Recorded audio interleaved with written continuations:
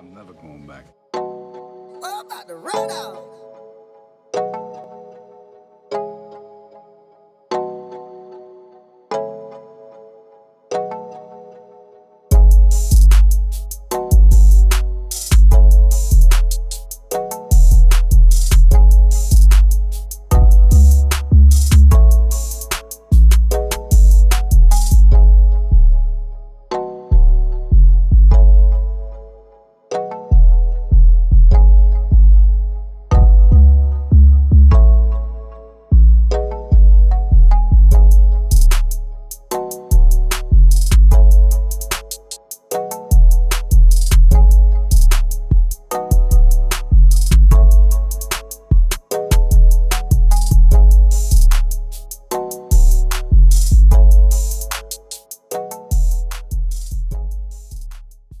Welcome to Master Plan. It's going to be a juicy show.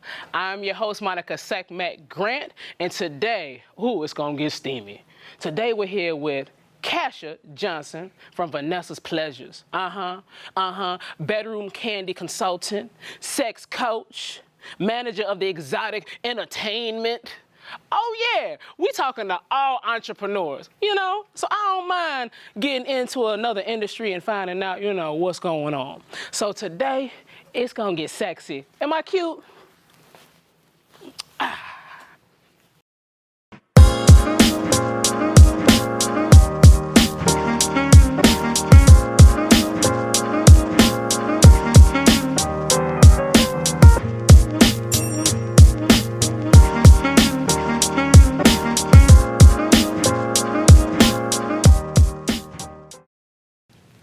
And this is Master Plan. I'm here with Kasha Johnson from Vanessa's Pleasures and a whole bunch of other sexy things. Thank you for coming on the show. Thank you for having me on the show. Yeah, so I feel sexy just you being here.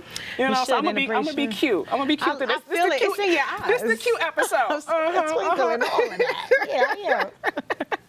Tell me about Vanessa's Pleasure. Tell me about who you are. Just tell me. I'm a psycho. No, I'm just kidding. Word. Vanessa's Pleasures, believe it or not, it came about. Vanessa's my middle name, but I used to dance young, and I practiced dancing in the living room. And my grandfather would always come in the house talking about this girl gonna be a stripper girl. And he used to call me Vanessa the Undresser. Vanessa gives you pleasure, and that's where I came up with Vanessa's Pleasures from. But my granddaddy done named my sex business. I was like, well, this is the time, do we need to have a conversation about that? But basically, I figured, I wanted something that embodied me to kind of be the umbrella that everything else that I wanted to do fell under. And then everything else just kind of fell in my lap. I started with the toys, then I had a sex toys and stripper pole party, and then the dancers was like, we need to work with you. And then I was like, okay. And then I said, well, people kept requesting exotic entertainment. I was like, well, you need to have an exotic entertainment something going. So that came, and then the coaching side kind of also just came from me doing parties and people telling me when they would do orders how comfortable they felt talking about the deeper, darker stuff, and we couldn't handle those conversations in a 5-minute ordering process. So I was like, I got to get board certified and become a coach. So there's a board that certifies you to become a sex coach? Yeah. What's the name of the board? I did the Dr. Rachel Institute. Dr. Rachel from the doctors that used to come on here. So she has a school. There's a few of them where you got to go through a full course curriculum to get certified because although you're not a medical doctor doing it, there are things that you need to know because you're dealing with infidelity issues, you're dealing with erectile dysfunction, you're dealing with people who are transitioning, people who are dealing with, struggling with their identity sexuality-wise, people who have had trauma, all types of stuff. So you do need to be a little bit more educated than the average person. You don't have to be certified to start sex coaching, but you want to be because people need to feel like they're talking to someone who has that extra layer of information. Yeah. So where, what were you like in high school? I was crazy. All right. I was always crazy. I would say I've never been like a quiet type. I've always been an outgoing person, people person. I've just never not been uncomfortable, in uncomfortable situations with other people around.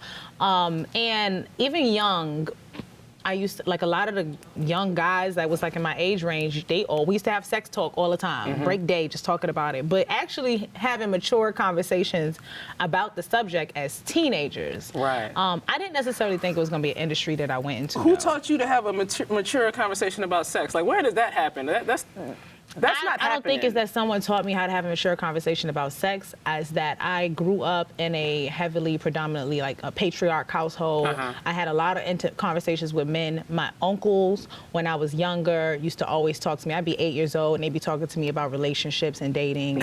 You're gonna want to be prepared for this. So because I was always so comfortable, one, talking to the opposite sex about a subject that normally isn't talked about when you're young. And I think it's just a natural comfort in those areas. Sex wasn't necessarily the topic, but I was always encouraged to be comfortable in me. So if it was sex, if it was whatever, and now that kind of transferred down. My brother is 18, he's in college, and I've raised him from young. And, you know, when he had his first issue in that area, he's coming to me like, she's telling me it hurts. And I'm like, oh, God. What he just told me was that his situation was a little, you know, I ain't need to know. But I was happy he came to me. So something is working because he felt comfortable having that conversation. That's so important. It was super dope. Yeah, and I don't want him, you can't be out here. Damn, these young girls got to understand the importance of just maintaining themselves, things like lubricant and cleaners. Do you feel there's enough education? No. I don't think that there's healthy conversations with young people about the subject, period. We act like they don't do it, and we all know that when we was motivated and we was young, we found ways to make it happen. Yeah. But even something as simple as like a lubricant, people take it and think, oh, that means that you're not capable of producing certain fluids on your own. No, it's to protect you on the inside from tearing and other things like that. And so even just having that conversation and understanding, no, this is your temple. You're going to want to take care of this. You're going to maybe want to have children. You want to take care of that area. So value yourself. The health side of it, no. I think they talk about it from the raunchy end. Plenty, but not enough from the health side, for sure. That's amazing. You out here saving people's lives. One orgasm at a time. Boom. You know what I'm saying? That was a layup. One orgasm at a time, baby. But it's for real. It's one of those fields that I have a lot of fun in, but it's also one of those fields that you get hit with a lot of reality, especially in urban communities.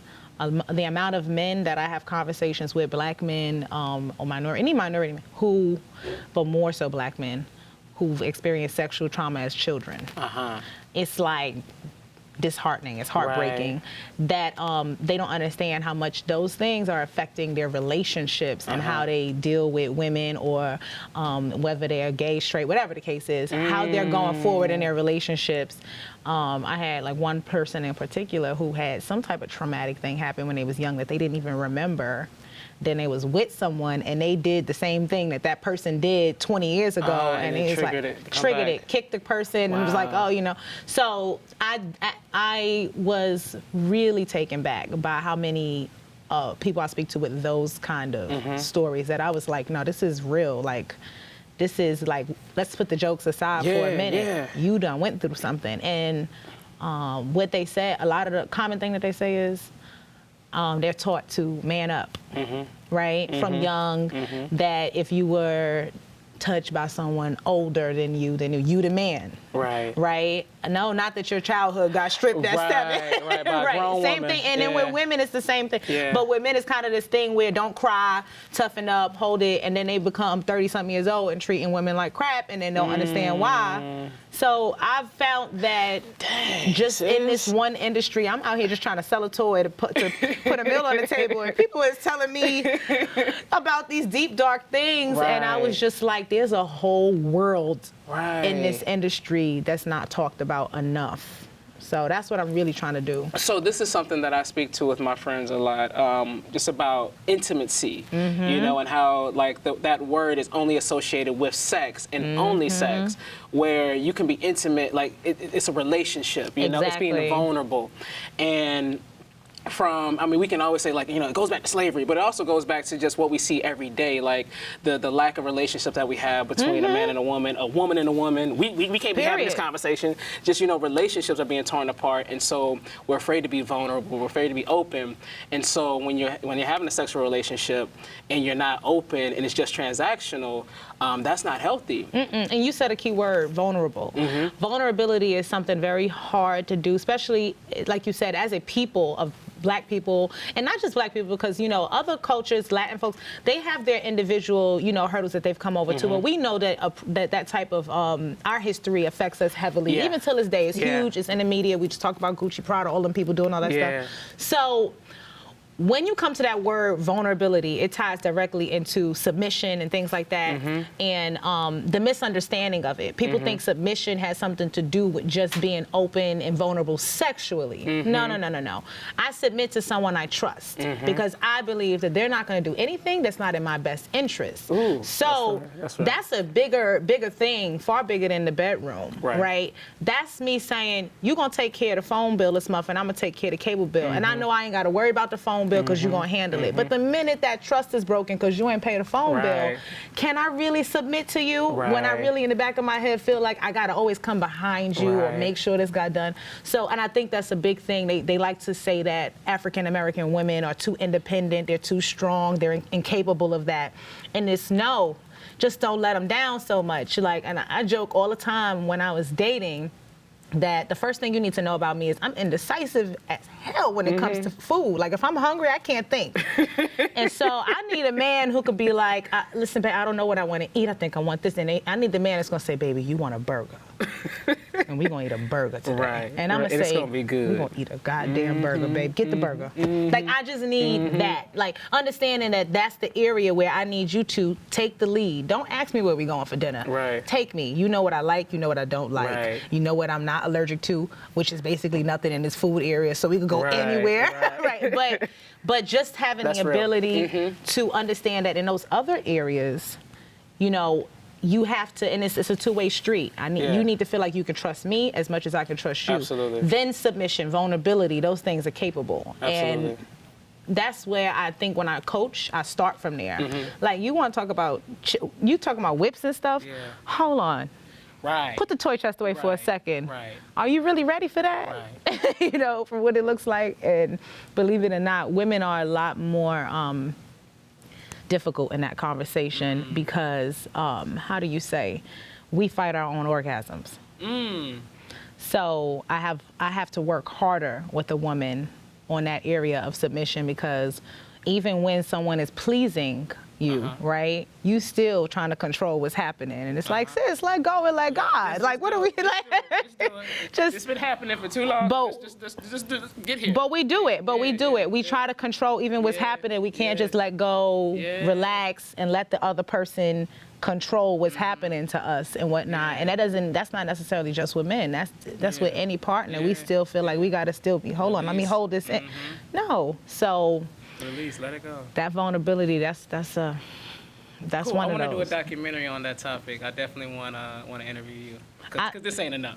Like the whole dom sub world and all that stuff is something different that people don't really understand. They just assume it's one person in charge, one person taking the lead. Really, the submissive is controlling the dom. Because the dom is only doing what the submissive wants. I agree. They're only going to do what you want. You make the rules. So exactly. And now you're trusting me to execute it the way you want it to be done. So who's really in control? But, you know, we're going to talk about that. Our producer told me we got to wrap up so we can go to the ladies' first segment. But I want you to give a quick sell. Like, tell, what do you sell? What do you, like, how can people get in contact with you? Absolutely. So, obviously, I have the novelty items, which is the sex toys and things like that. Foreplay items. I can make your coochie taste like buttercream. But... and I'm big on foreplay, so, but tons of things like that. Edible massage candles, things that are remote control, everything battery operated, all types of things like that. In addition, we do have an extensive line of body products and makeup things, because we feel like sexuality is beauty as a whole, is feeling good, looking good. So you can check out all of that stuff on my website, which is vanessaspleasures.fun, and that's with 2 N's and 2 S's and my name, VANN. And you can also book book me for parties. I do private parties. You can also see my upcoming events.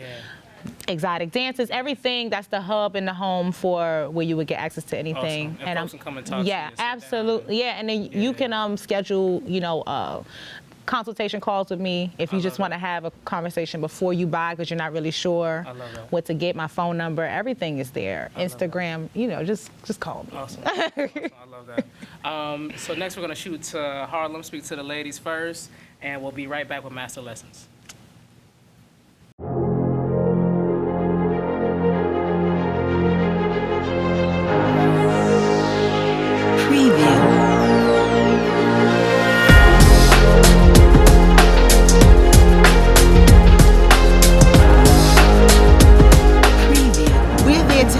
The family. So why shouldn't the city help us? And we're their family.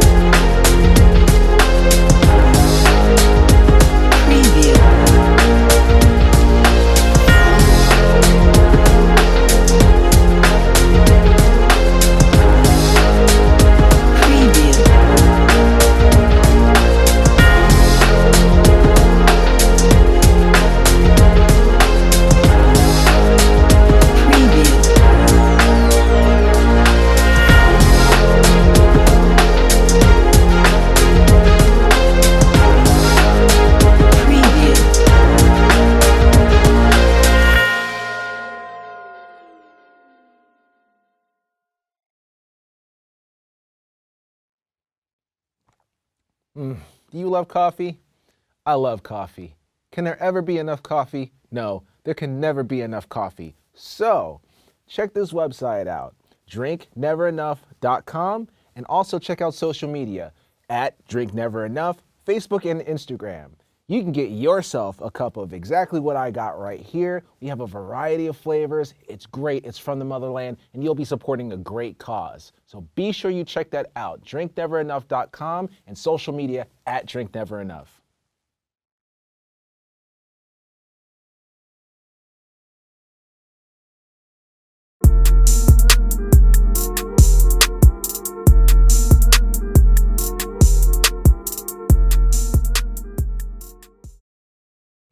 Hi, my name is Ingram Batts. My clothing line is Leanne Ray. It's a high quality brand for the family, so that's kids, women, and men.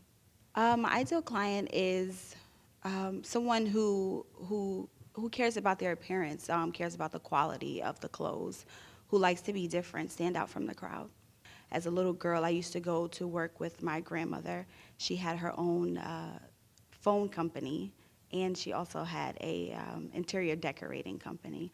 And I used to always just help her, and she always just put that in my head to have my own, to own my own, and be able to give my kids something to pass along down the road.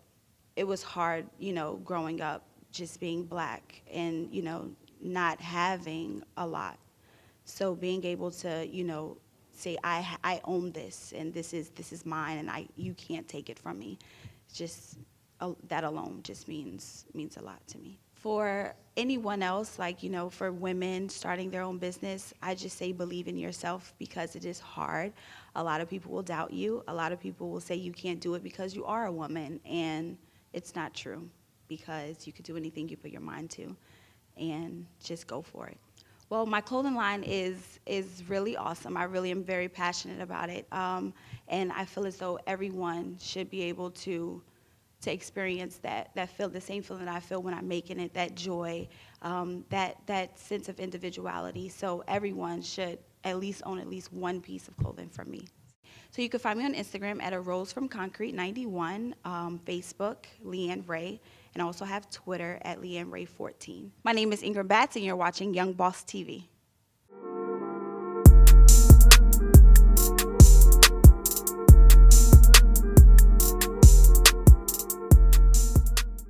So we're back with Master Lessons, and I want to ask you a question. All right. So at the end of the month, it was a hard month, and you're short on money, and you still have bills to pay. What do you do to make it into the next month and pay all your bills? I get out there and you get a vibrator, you get a, everybody gets.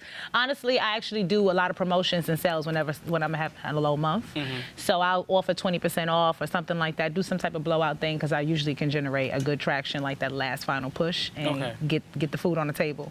Awesome. Well, Kasha, I appreciate you so much. Thank you. We got to have another interview. We're running short on time, but this was a great opportunity. Yes, to get to know you a little more and know about your business. Please support the sister. Before I go, I got to give a shout out to our sponsors, Samsung Galaxy. Go get that S10, baby. Shout out to Young Boss TV. Please go check out all our content. New shows coming. Shout out to MNN, SJM Productions, Grand Benevolent Productions. We love you all. Peace.